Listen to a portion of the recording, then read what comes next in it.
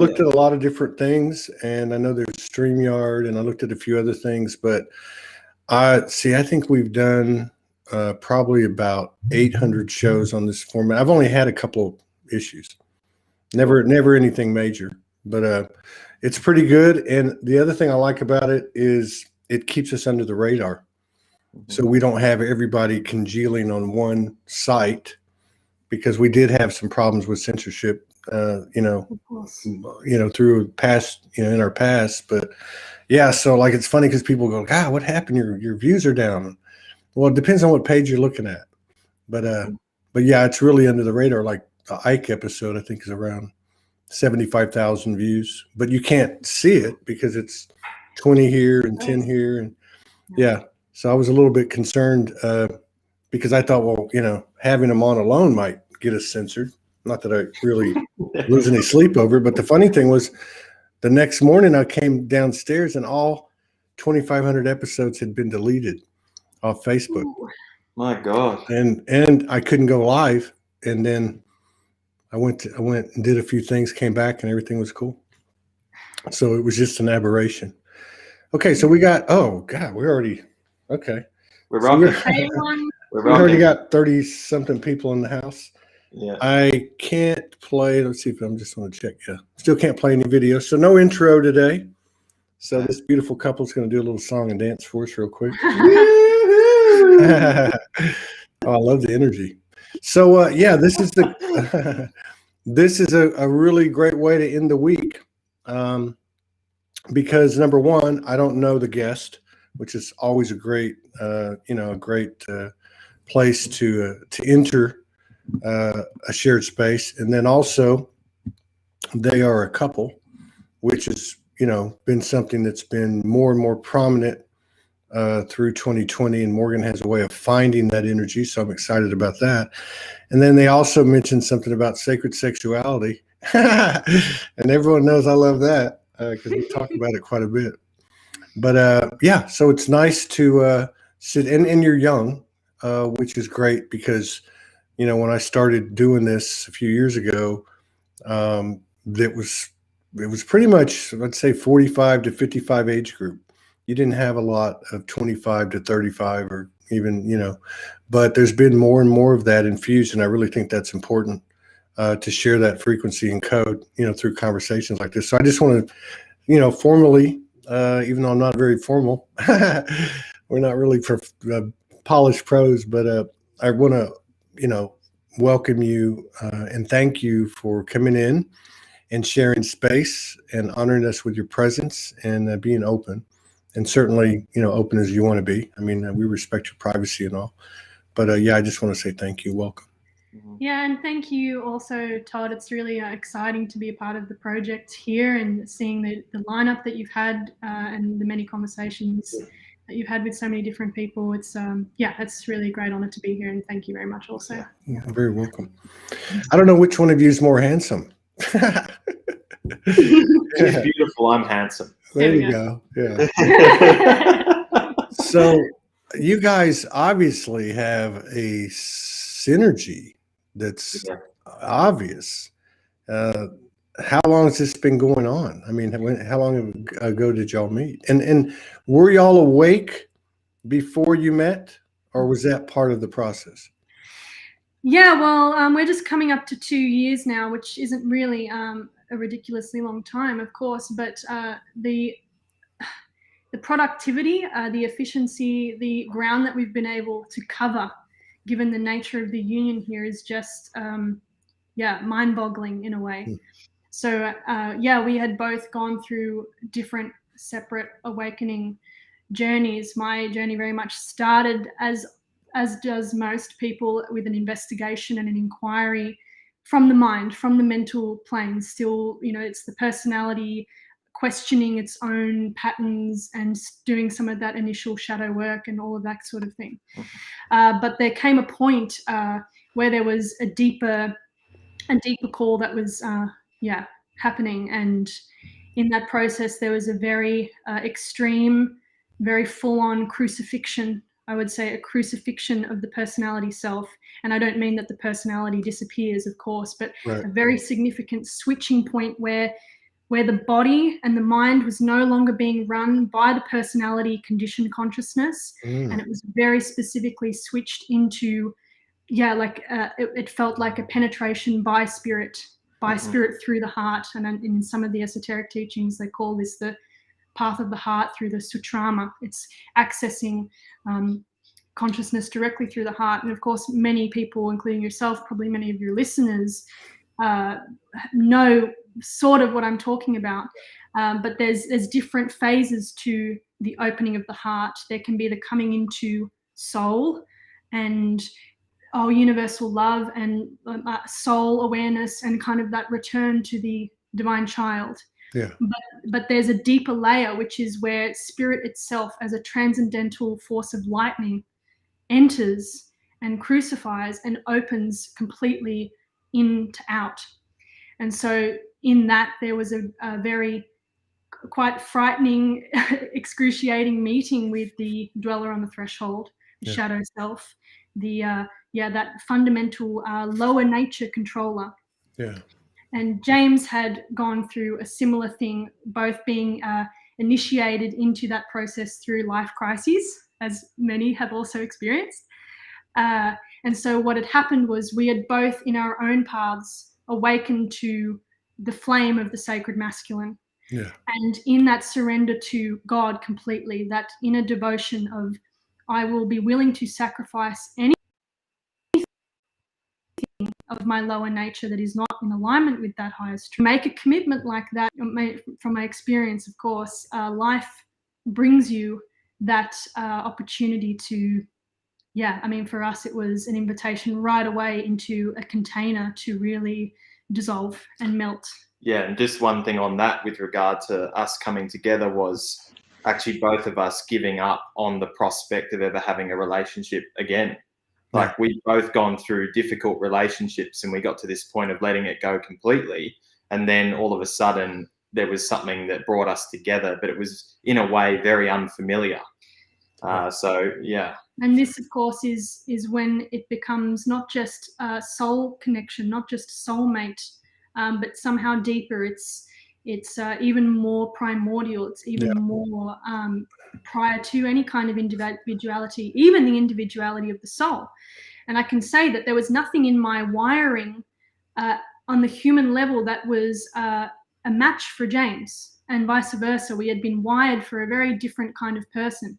So it was really like we were, it was an arranged marriage by God, which doesn't sound so good, of course, because there's a sacrifice of our personal will in that. But we came into that mutual commitment and agreement to face whatever was going to rise in that container, with all of those imprints that we have, right down to ancestral, individual karma, even the soul's karma, all of these untouched places that run so deep into matter, so that this could all be touched and divinized. Mm-hmm.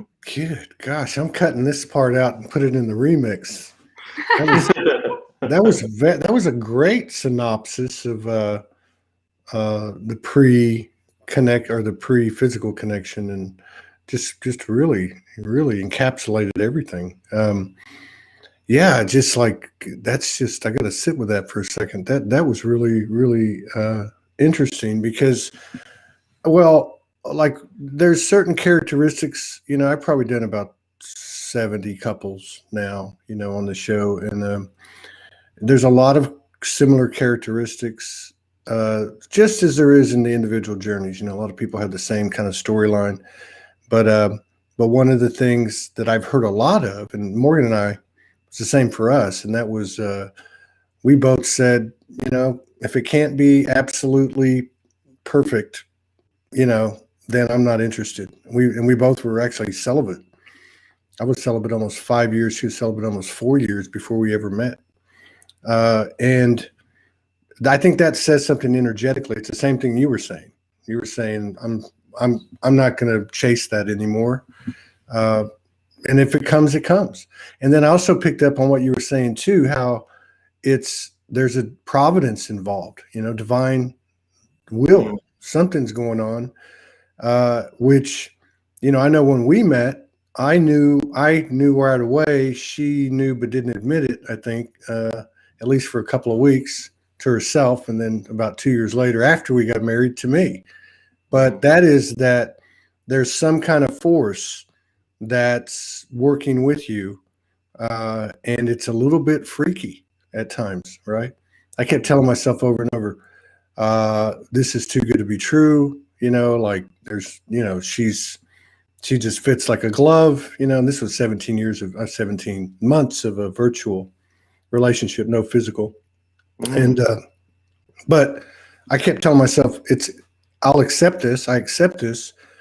And it's good. It's this or something better with this person or somebody else. And she pretty much said the same thing, because it's so profound. Like you don't want to mess it up. You don't want to attach to it. And, it's just a new territory. And I think it's starting to get more traction now. But did you guys have, how did you meet? I mean, I was just going to say, when you were speaking about online, it was exactly the case for us. Exactly the case. And something interesting about the online thing, because James had more traction and had gathered a sort of smallish following through writing Sacred Heart poetry. And as he was going through this heart crucifixion, awakening not to the soul, but deeper than the soul, to what we would call the monadic kind of contact, that lightning sword, he was writing divine poetry, very much in that kind of category with me and that Christian Sufi mystic writings. And it was a deep divine heart transmission. And I had read, someone had shared a poem or something, and I had read the poem, and I had just come into that recognition, that penetration of spirit myself.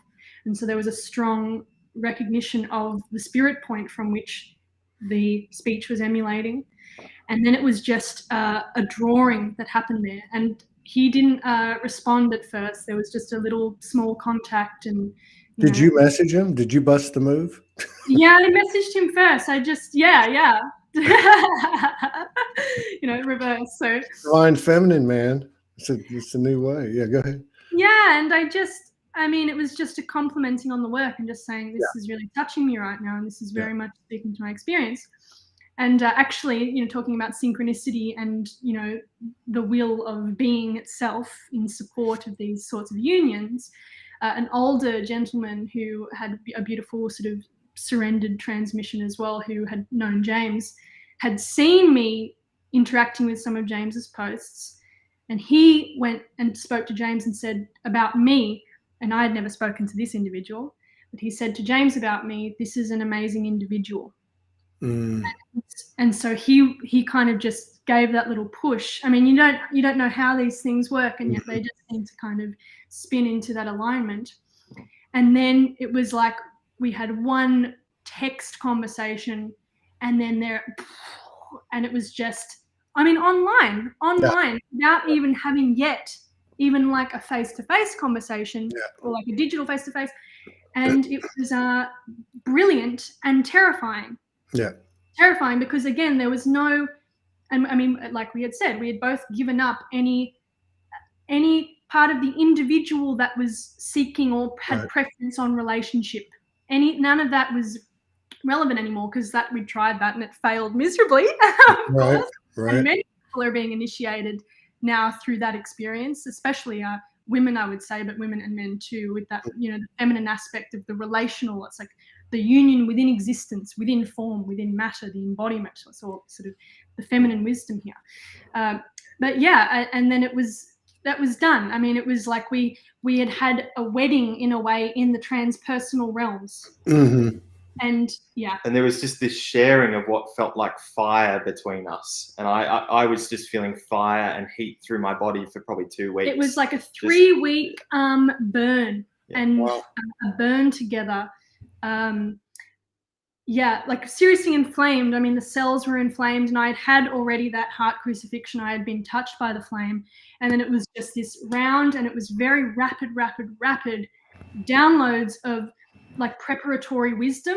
And I had not done a whole lot of work with my mind at that point. My mind was very noisy, but the mind was like frying with just trying to translate all of this kind of initial input. Yeah. And then since then, that 3-week period, it's basically been an integrating of all of that which was found in the transpersonal realms in that first few weeks, and a descending into, so we met at the heart, and then it was like I dropped into the belly. All right, belly wisdom, trauma healing in the belly, and then you know, calling him down, and then going into the mind, and the whole thing. Yeah, what a dance! What a dance! Yeah. So James, when you were, because I write, you know, and of course I was doing Soulogy for what? Let's see, 1, 2, 3, 4, 5 years before I met her, and there was a part of me that, even though I'd given up on, you know, seeking that relationship, there was a part of me that, through my expressions, and I kind of knew this, but I wasn't like verbalizing it. And then I, kind of admitted to myself later, but I was trying to find her, reach her, have her see me. When you were writing this heart poetry, or whatever you called it, was there a part of you that was expressing yourself to her? In the first instance, what it felt like was that there was a longing in my heart to be completed by God.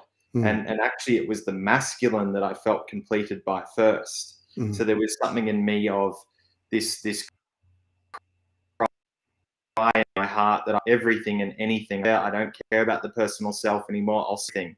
And the more that I did that, the more that I spoke that and declared that, the more that it felt like God came through the heart. But then there was a change which actually happened before I met her and we had this interaction, where there was this, it felt like there was this call through more of my body for woman. It felt like there was something that was actually coming into the depths of woman, something that included the belly and included the sexuality and included the legs and all of these things. But it was still feeling like there was a strong movement of the heart in that too. So yeah, my writing, there was actually, just before we met, my writing started to shift into woman and how woman can open man, and how all of this sort of thing was happening. Yeah.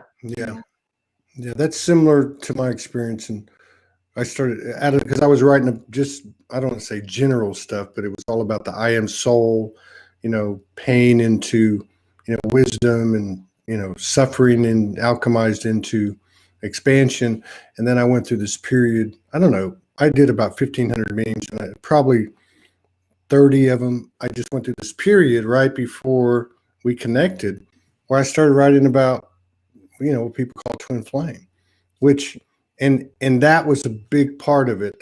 And I used to tell, I'd show Morgan one or something. She'd say, well, I wasn't around when you wrote that, but she actually was. It just wasn't by conventional standards. So when you guys came together, you said there was this big fire. Okay. Now, were you guys in the same city? Were you guys? No, you weren't. So there was how long of a period was there before you had a physical encounter, and how do you feel the time served you before you actually met in the physical? Well, very quickly after that initial meeting, Risa did say to me, I have to see you. I want to come to where you are. And so that was probably a month after we met that she ended up coming to where I was living. But prior to that too, I also felt I had to go and see her. So I flew down prior to her coming up. But what we saw, though, which was something that people probably see a lot, is what we had touched and experienced in the place beyond these bodies was out of alignment with what we were experiencing in the flesh. And so we came together and we were like, it was very funky. It was very like, what do we do here? How do we bring these bodies together?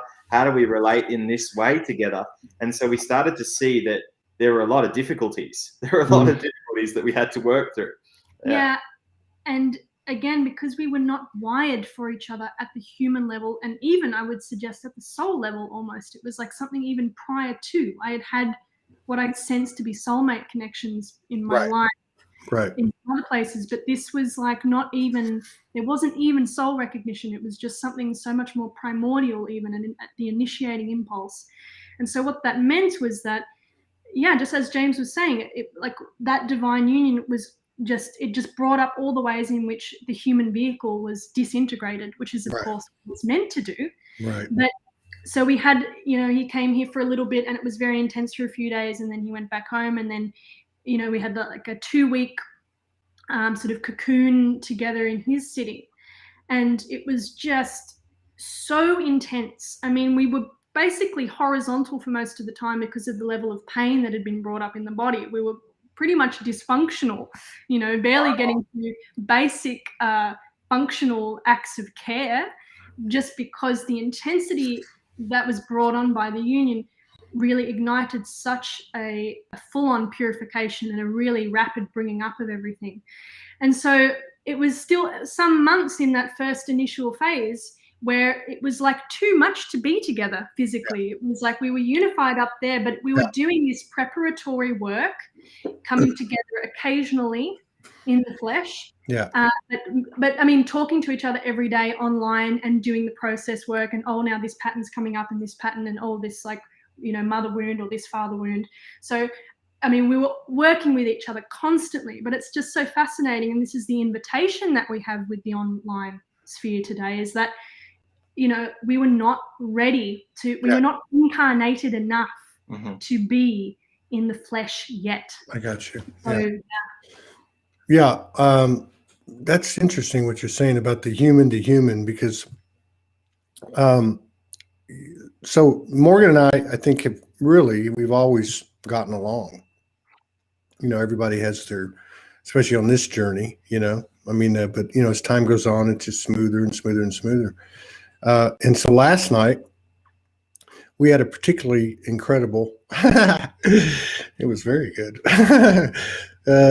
experience together. It was a beautiful, sacred sexuality, merging of the physical and the non-physical and so on.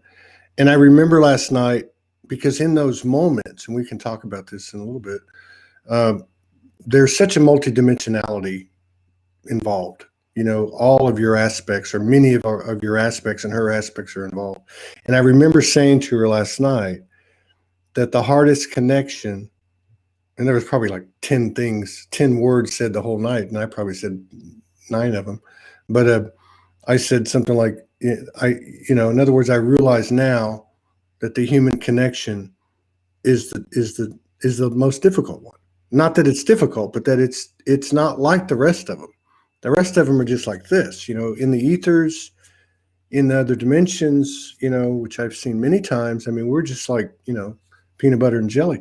Not that we're not here, but then I think what I ended up saying was, you know, that's true, that the human to human, because of, you know, the whatever, is more challenging. But the gift of that is that we'll be able to transmute or alchemize, transform into, you know, an experience that the universal hasn't had before, because they're going through the human. So that resonates a lot, you know, what you said. Now, how long did that period take? You said you've been connected for 2 years, which in my opinion is a long, long time in this day and age, because I've met couples that have been together 6 months and they're solid, you know, and then I met some that have been together longer that are not, you know, or whatever. But how long did it take before you guys threw in all together and just said, let's move in together and live in the same city and all that?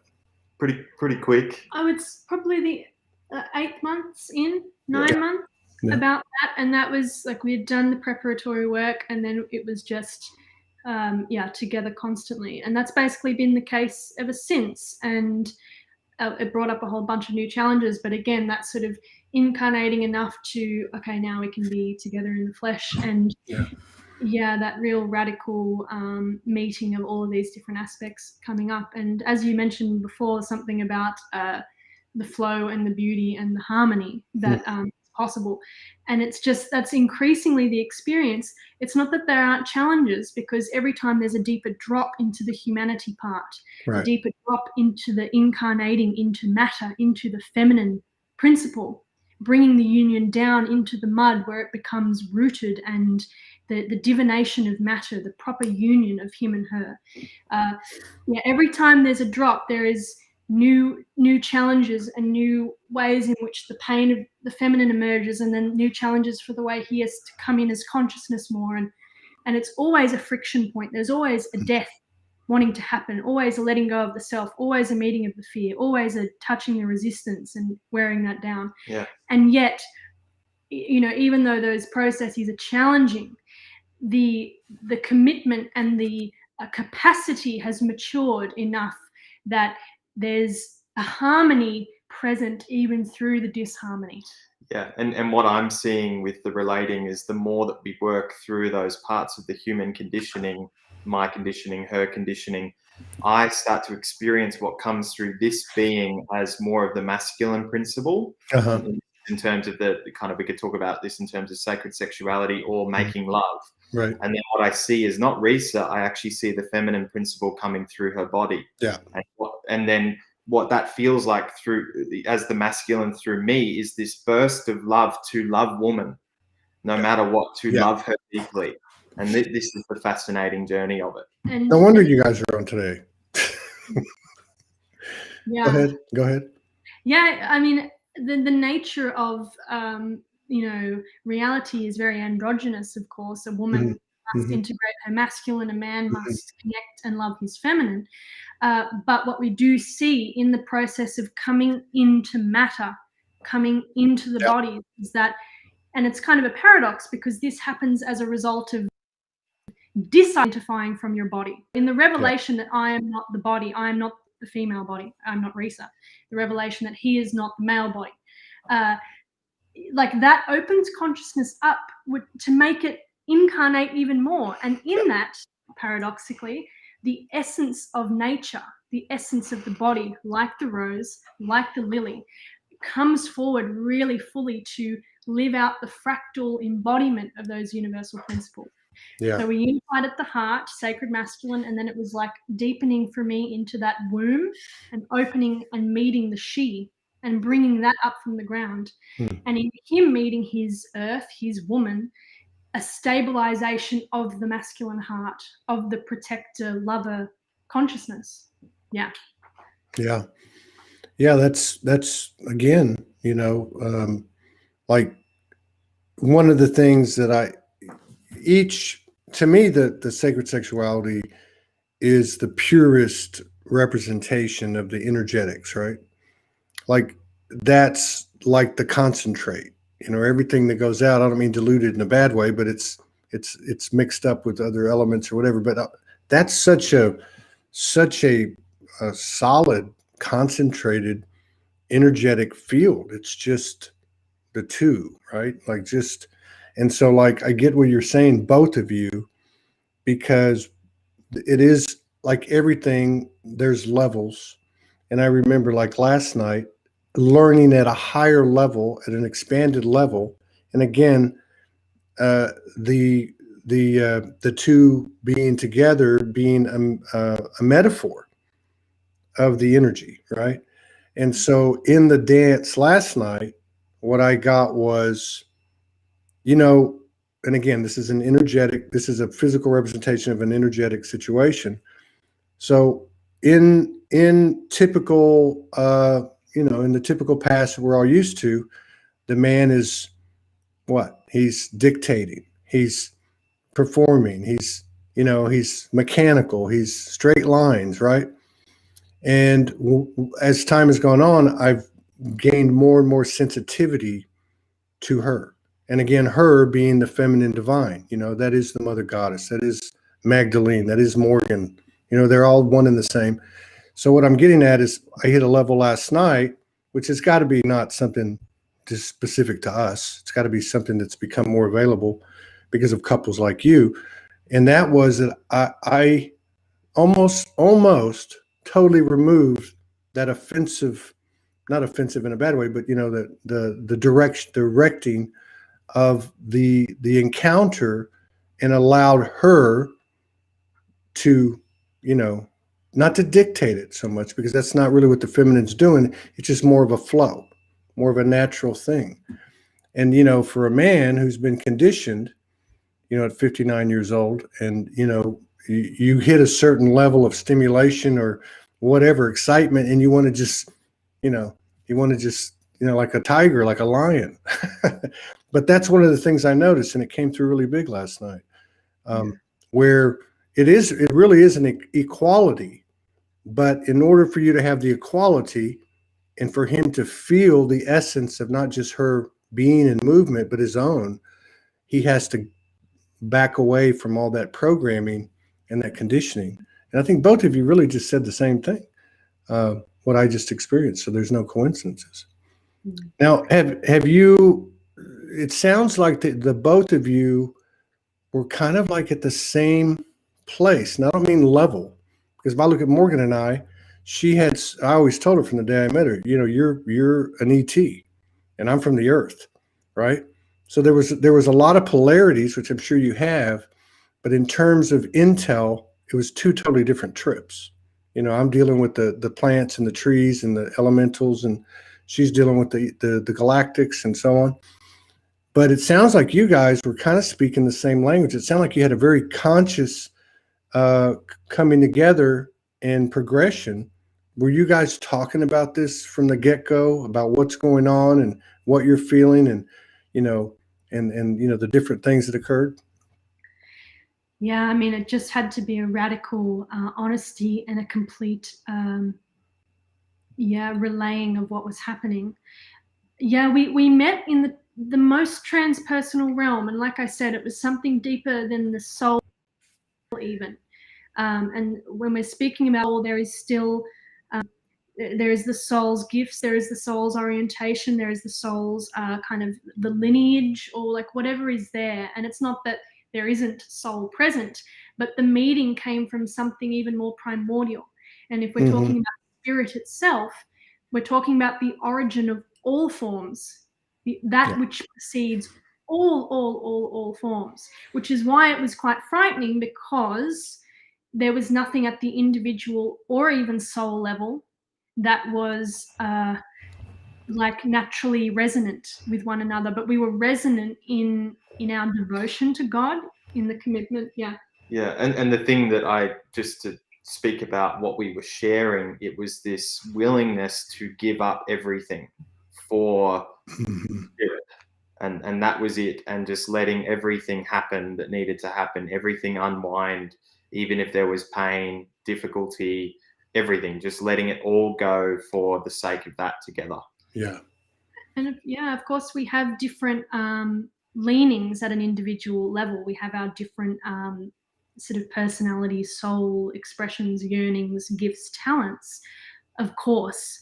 And of the nature of coming together in a transpersonal way is in descending that love, in descending that universal force. It allows for the opening and like receiving enough love and nurturing to be able to emerge as those unique gifts. So it's that paradox of no self merging into the one beyond any individual expression, which makes the individual expression that much more able to express, simply because you're not identified or getting stuck in the troubles of the lower nature. They have to be dealt with and seen and met, but there's something more infinite at the foundation that is able to transmute and transcend and merge. So, I mean, it was just being unified in that process together. And there was just a knowing that this is what we're here to do, and we've been assigned each other for this work. Yeah. And have you guys experienced energetic separation? Doesn't mean you physically separate, but I mean, have you experienced periods, hours, days, weeks, whatever, where you energetically separate? However it happens isn't even relevant, you know, but you energetically separate to kind of pull in your energy back as an individual, and then you come back again to expand again. Does that ring a bell? There have been phases of that where when we were in these earlier phases of coming together, we would go through something, and then it became very clear that we would need to go separately, and that meant physically, and also there was an energetic movement away. What would happen as we would go through those phases is usually, for example, for me, the energy would be pulled back to me so that I could meet more of my own feminine. Right. And when I connect deeper into her that way, then I would feel even more connected to this one. Yeah. And then all of a sudden there'd be a deeper connection formed. And that's a little different from what you were saying, where it's like, do you separate to kind of make sure you're staying in your like self-center and doing your own nurturing things? And of course there's that which happens, but that movement doesn't require the energetic separation so much. I mean, in how we articulate the wisdom through us at the moment through our work, we refer to this kind of movement together as one-bodied relating, and it can be a little confusing if our only experience of union or that kind of connectivity has been codependent, Right. as different from interdependent. Right. Right. If you don't know the difference, then they can look similar on the surface, but they're deeply different, because in the interdependence we recognize that we are one entity together. We are a third vibration together. Yeah. But that is the direct divine child birthing of our individual parts. And if there is anything in us that was codependent, or I need you because Right. you are myself, anything like that, because of the nature of this container, we just right away you'd just get knocked back, and it would not work. Right. It would have to be dealt with. It would have to be purified. We were never able to codependently enmesh because we weren't wired for each other. Right. So, yeah. So in terms I see what you mean. of what he was saying with the energetic vibration. Yeah, I mean, I think it's more like what you're talking about. It's just a matter of, sometimes during this transition we call ascension, regardless of whether you're in a relationship or not, you just got to be alone. Like you got to okay, what's happening? Let me take this in. Sometimes your body that just says, sometimes the noise just has to go away or whatever. It's not necessarily but I mean, it's like a powering up, and obviously in retrospect, it's almost like here's the way I would describe it. It's like, and this has actually happened to us when we connect at night. It hasn't happened in a long time, but they'd come in and say, are you ready to move to the next level? Like, are you ready to expand? And the answer is yes. And then, are you willing to give up everything, including each other? And yes, we are. Now, every time that happens, whether it's consciously spoken to us or we consciously hear it or not, we always come back, and there's a boom, there's an expansion. But this type of surrender probably isn't the right word. This type of surrender is one that you have to mean it, right? Like you have to really mean it. Just like you said before y'all met, you both made that commitment to the divine. Well, you can't fake that. You can't just give it lip service. So you actually had, that's what I meant by energetic separation. We know we're never separate, but I mean, you energetically give it up just like you both did before you came together. And then there's that expansion, that boom. There's a lot of, I don't know what that is, but there's a lot of talk over the years, a lot of different meanings given to and connotations given to twin flame, right? And that's okay, because that's just part of our journey. Just like ascension can take a beating as well, that word, or light worker or whatever. Did you have a lot of the fire episodes, that people talk about, some that sustain the relationship and some that don't, whether they be short-lived or longer periods of time? Did you bring out the best in each other? You know what I mean? These episodes of projection and blame, these old programs coming to the surface to be removed. Were you so conscious and connected on that level where you weren't, because you weren't wired the same, that you were able to handle those things? I mean, does that? Yeah. Yeah, and I mean, there was such an acknowledgement of what was happening when we came together that there was not, it was extremely conscious. At that time, I had a little bit more practiced experience of Right. kind of investigative shadow work and belief work. I mean, James had his crucifixion and had been getting the downloads, but that kind of practical aspect of, oh, I'm sensing when a projection comes up, I'm noticing it because of this, and oh, okay, this is how it's operating. That kind of, that sort of the detail-y, kind of nitpicky mechanical stuff. You know, that was something that I had to kind of initiate him into originally, with like getting him into the practice of hyper honesty and voicing exactly what was going on when it was rising. And, you know, I had a movement through relationship failure into learning a lot more about, you know, and I'd experienced so much of that directly. And he had also, but he hadn't had any sort of direct experience of engaging with that level of honesty. So there was an initial period of kind of help, like initiating him into that kind of normalizing, and making that part of the practice. It's like, oh, okay, this is rising. Yes, be honest about this. Don't withhold. Don't keep it separate and da-da-da. Where now, I mean, it just, when it's there, and the process is like just, it's always I totally relate to that. I want to go to James on this one. And this is, I've actually noticed with the couples I've interacted with, and really Ascension in general. I mean, the female incarnate seems to be leading the way. Like they've got a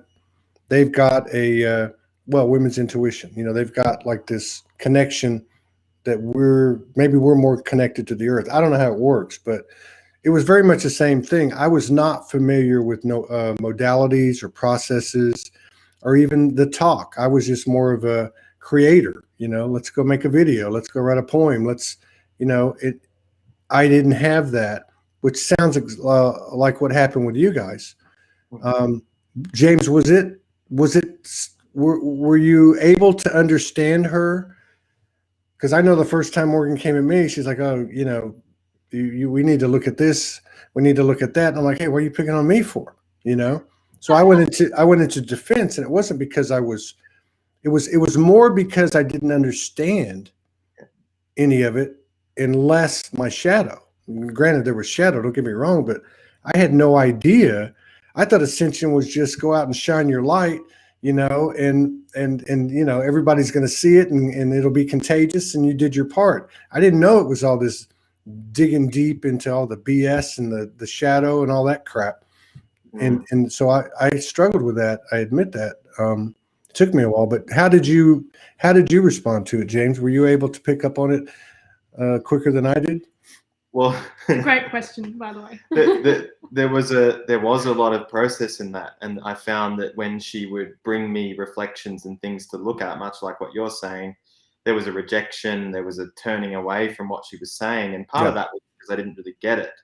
But what had to happen was what had to happen in me was actually growing a new set of ears so that I could listen to what she was saying and find the love enough to go through it. Even if I didn't understand the intricacies of it, I was willing to learn, and that was the thing. It's very similar to what you're saying. Yeah, exactly. I mean, I just hit the point where, and it was a little bit challenging, and I thought you were going to see it grow a new set of balls, because I had to do that too. Me and too. The reason I did is because I gave up and I know this sounds strange, and I caught a lot of crap for this. So this is 4 or 5 years into Soulogy, and I have a certain persona, not that I cared because I didn't.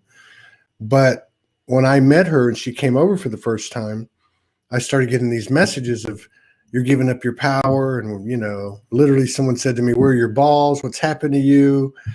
But because I knew who she was, I made a decision that even if the human aspect doesn't understand 1 iota of it, I'm going to do whatever she says, because I know there's a part of me innately that knows.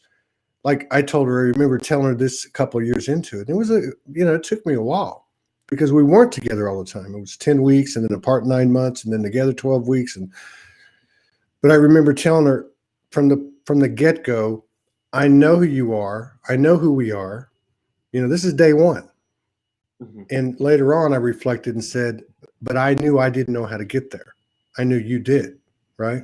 So, yeah, I'm glad to hear this. This is a nice validation for me, because I thought I was the stupidest man on the earth at some time. I'm the same. I was exactly the same in me, and it was also a part of. I just felt like I just wanted to trust her no matter what. I wanted to give it a shot and trust what she was saying no matter what. And that's been good. And that's worked out. What you're saying there is exactly what I was going to say. It comes down to the trust. Yeah. And the trust might not be there at a human level, because when we start engaging in these relationships, we have all the imprints that come up. Oh, I'm the man, and all the way the mother issues, and where I've been manipulated by women. Mm-hmm. Like all of that stuff comes up. And so that can affect man's ability to be able to discern what is genuine vulnerability and genuine wisdom versus a manipulation. So all of these things have to come up. So if, like you said, you knew who Morgan was, yeah, I knew she. that could be the anchor Mm-hmm. that would allow you to listen. And to answer the question as to the why, because you said, I'm not quite sure why that happens, but it seems to be the way that with the women, metaphysically, what we understand is that it's because of the feminine essence, because of the womb in particular, the sensitivity to the unconscious that comes with that. It always means, particularly, and it's not that you can't have an intuitive man, but when you start having these containers with people in divine union, you're going to see these principles come through the body. And woman is always going to be sensing and hearing like the input that he can't quite see yet or know in himself, because she can feel his and his feminine.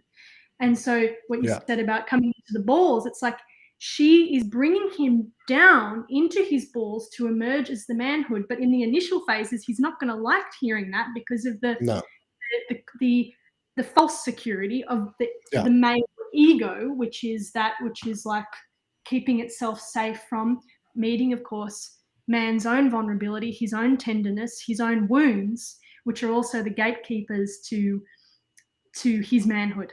So, I mean, it's beautiful how it. Yeah, that's a great description too. I mean, it really is, and I think that's all he needs. And again, we're talking about people, but we're really talking about energy, because this occurs inside of us. I mean, it's we don't need to get into all that. We have friends that have a divine union frequency that are not even romantic, right? Brothers, right? Or same sex, or I've even seen opposite sex that are one, the male is more the feminine, and what I mean? I mean, it's an interesting thing, but I think when it comes to the masculine, all he needs to know is who she is.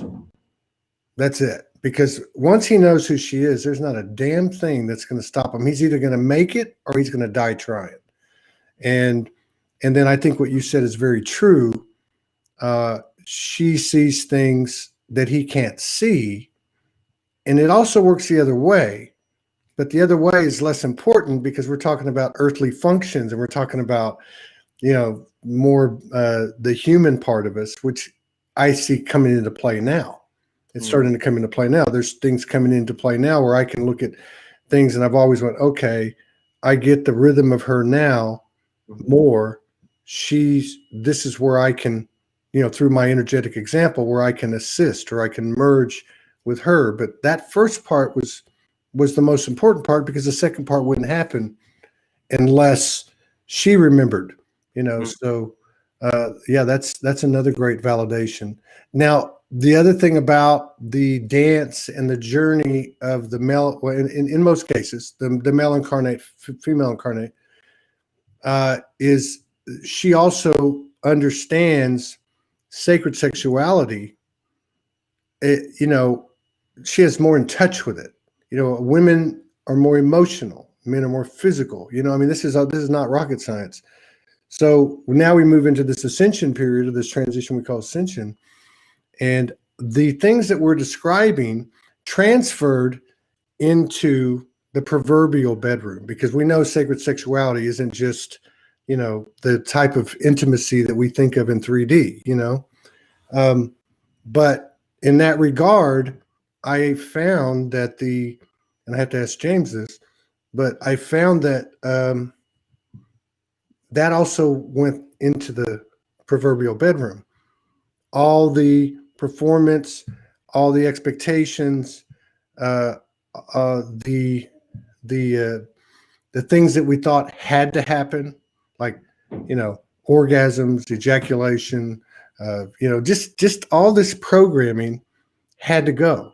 So Yeah. it was kind of like when my balls got thrown out the window, so did my libido, my erection, everything had to go until I'm standing there with nothing. Yeah. Yet she's still there. Yeah. She doesn't care. She's still there. She doesn't care. And once I could, and this is actually a question. Once I could fathom that amount of pure love, not only that it was coming towards me, but that I was at myself, then things started to change. And I thought, why did I wait so long? Can you relate to that, James?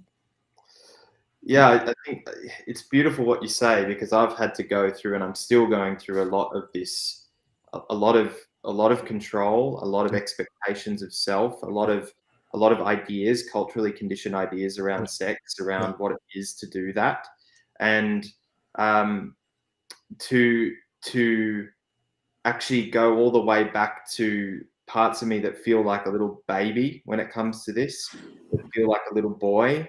To have her there with me, and also me with me, but have her there. Like, we had something happen the other day where we were laying down together, and I went into a little boy, like a little boy that didn't have any concept of anything to do with sexuality and any conceptualization of any of it. And this really, first time where the meeting with that boy and the love of him, I relaxed so fully into my sexuality that we then had probably some of the best intimacy we've had. But it was through that kind of letting go of everything, all of that cultural stuff, coming into the boy, acknowledging how I really feel, which is fragile, vulnerable. How do I do any of this? Like, sometimes I'm there and the mind has, like, there's no idea how to do any of it. Yeah. And then I relax, and then there's something can happen.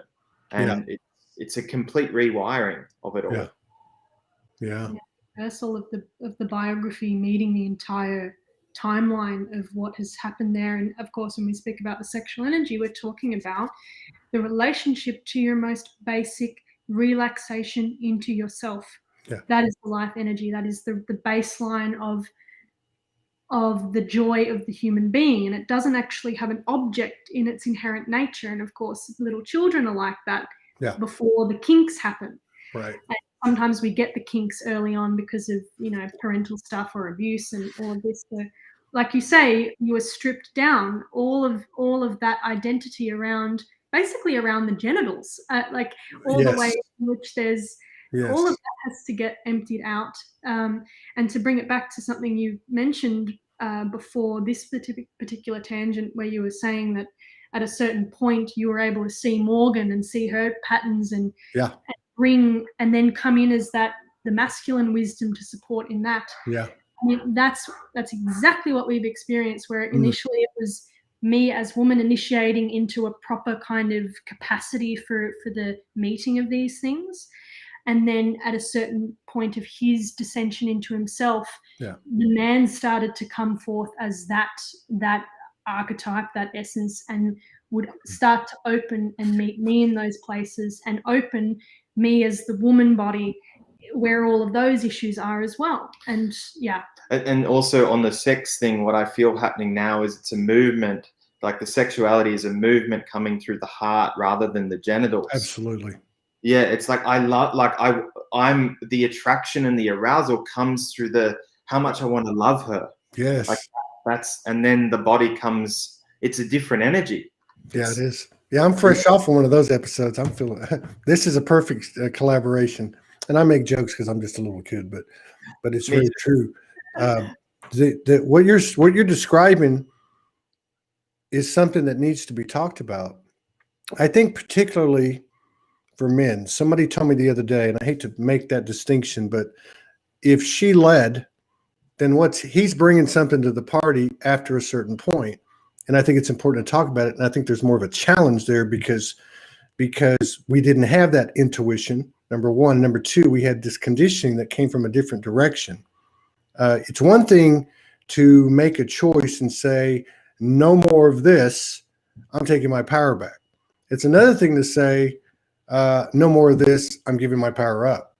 That's the castration, the demasculation. But what I was getting at is like, so this thing that you're talking about with the heart, right?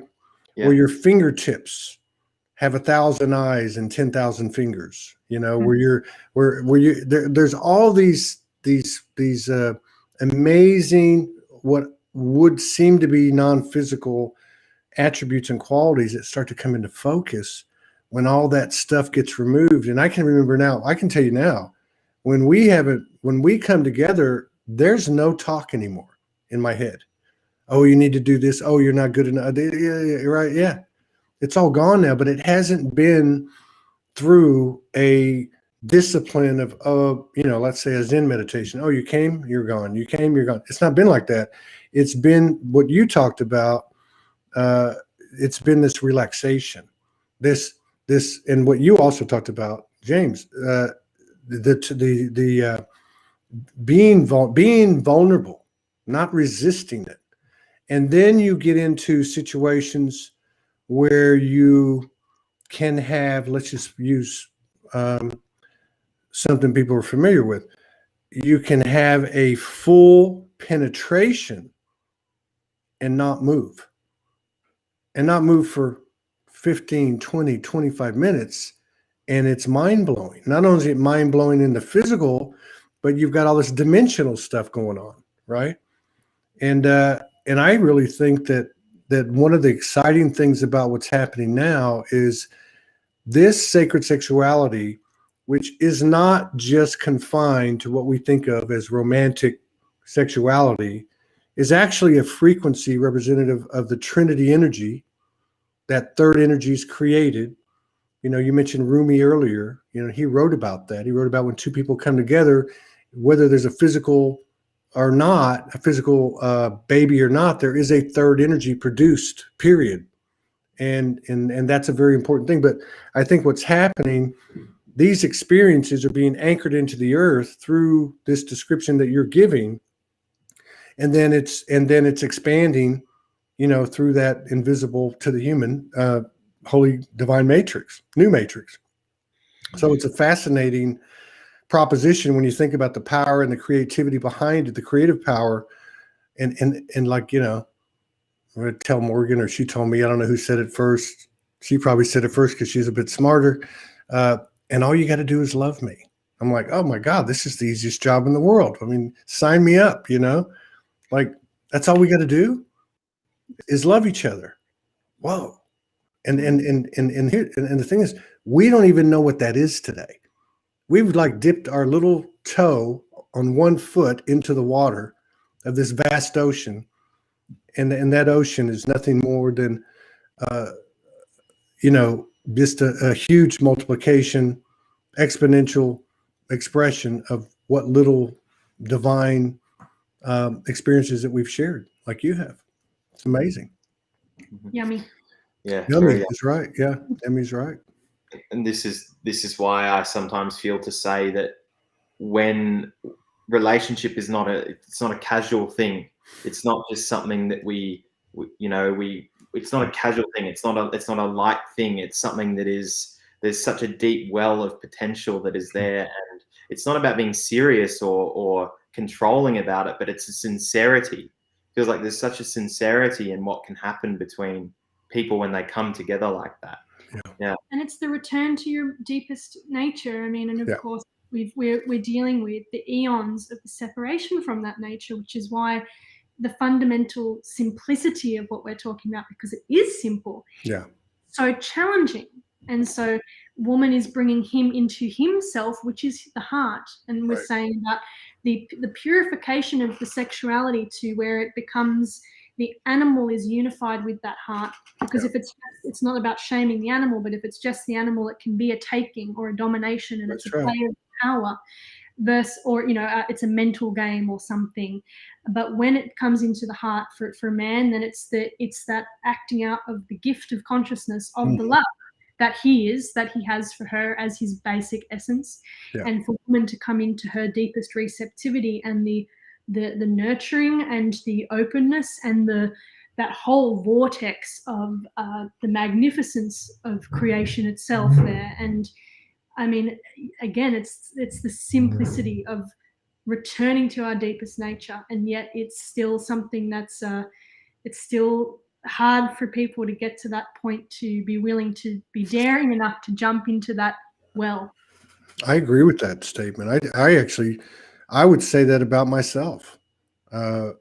It's such a colossal field of potential, right? And I'm a big believer that I hear people say, everything happened at the same time, the universe went, and everything was, past, present, future. But I'm a big believer that we take the Akashic and we combine that with our experience to create a new third energy that the universe learns and experiences in the moment and as it's created. And there's such a huge field of potential and magic and unknown and mystery and ecstasy and all of whatever you want to call it in what we're talking about. And we've only had one little minutia of experience that it's a little bit freaky to the human being. Like, I mean, I don't mean like we don't, like, say, I'll just use myself. I don't want it, but it's just like, oh my God, what do I have to do today? It's no different really than being in that same situation of like, I don't know what to do. And so what, at least now, you keep pushing through, and then, that you go for it, because it's that's the fearless. we have to start a series on sexuality. There's a lag. I'm sorry. Yes, no, that's all right. No problem. Yeah. I'm just feeling and drinking up all that you're saying in the courage and the potency and the willingness for that. And, and this is repeated in many of what I would consider true tantric lineages and communications of the tantric wisdom in this way of this union. The feminine vortex will bring up all of his fear, the fear of the loss of self, because of course that's what it's about. It's the loss of self, and then I emerge as man, as the divine lover and the giver. And it's like that's it, that's the fullness of my potential and that I am, and nothing survives in the turning inside out and coming into that. And she tends to, from our experience, and also this is confirmed in the conversation that we've had with other people in these lineages and the path like this, that the woman will meet it's like the resistance in her to receiving love and the density of the inherited parts of matter and all that pain. So it's like the fear, and it's always fear for both. At that primordial point, it's fear, and then the resistance, and then always that choice of the next layer that you spoke about at the beginning of the conversation of that point of, are you ready for the next layer? Are you ready for the next level? And it's an inner movement. It's an inner movement that, as you say, cannot be faked or synthesized. It is an inner movement of the being that brings forth that next level of game, we could say. Yeah. And there's no rush either. That's another thing. And I love what you said too, because if you think about, we talk about the energetic implications of, I'd say, on our DNA of our lineage, which we call our ancestral lineage, however you want to put it. So you can take in the example of women being oppressed and, being labeled as witches and burned and murdered and raped and right? And how over the last few years that energetic impression imprintment on the DNA or whatever has been transformed, and you see them coming out. By the same token, if you just look at the core, even in the 3D, even before 2012, however you want to define it, distorted or not, the physical intimacy or sexuality or sexual power or lack thereof was the core, most concentrated part, of the fusion of the physical and non-physical, right? So if you have this dominant gender that's always in control, always getting their way, you're naturally going to have on the other side, the other gender is going to be resistant. It's going to be, so this is what we're bridging. And it's an inverse kind of looking thing, like a mirror, mirror image. And they look totally different. Here we go, the polarities. And yet these relationships and frequencies like it, because I'm sure they must be out there. Maybe they're not, I don't know, but they're breaking it down. So it's so cool because we don't have to go out and instruct people in a coliseum with 100,000 people. This is being done through the nonverbal. It's being done through the energetic transformation shared by two people. Yeah. So this is a fascinating subject. We're going to have to start a series on sacred sexuality, and I'm going to talk Morgan into hosting it. Wonderful. That's a joke. Everyone that knows her knows she's not real, wants to get in front of the camera. So that's I'm just playing around. But yeah, fascinating stuff. So I didn't even ask you. I'm going to make sure you have a chance. Now, do you guys, do you do any type of session work? Do you have any offerings online? Do you have a website? Do you have, Facebook page, stuff like that? I mean, obviously, I'd like for people to be able to reach out to you. And then if you have something that you offer that they'd be interested in, obviously, we'd want them to be able to get in touch with you. So go ahead. The floor is yours.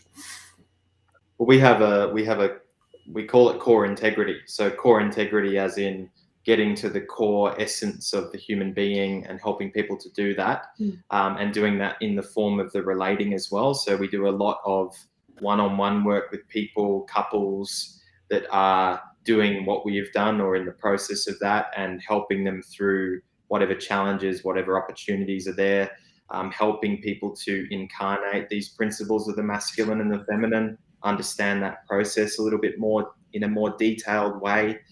So yeah, there's lots of one-on-one work. They can find us on Facebook under Core Integrity. Yeah, or you can add us, and we're there. The website is core-integrity.com.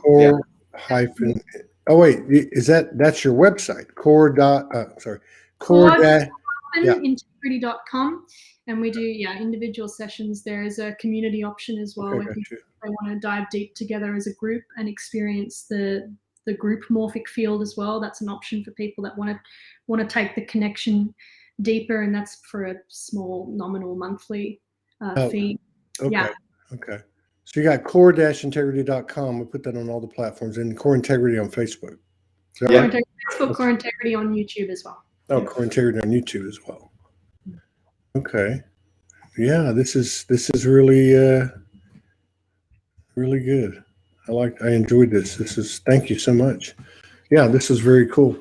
Yeah, we should do this again sometime and see what, we can always get back together, later in 2021 and see how big our balls have gotten, James. Yeah.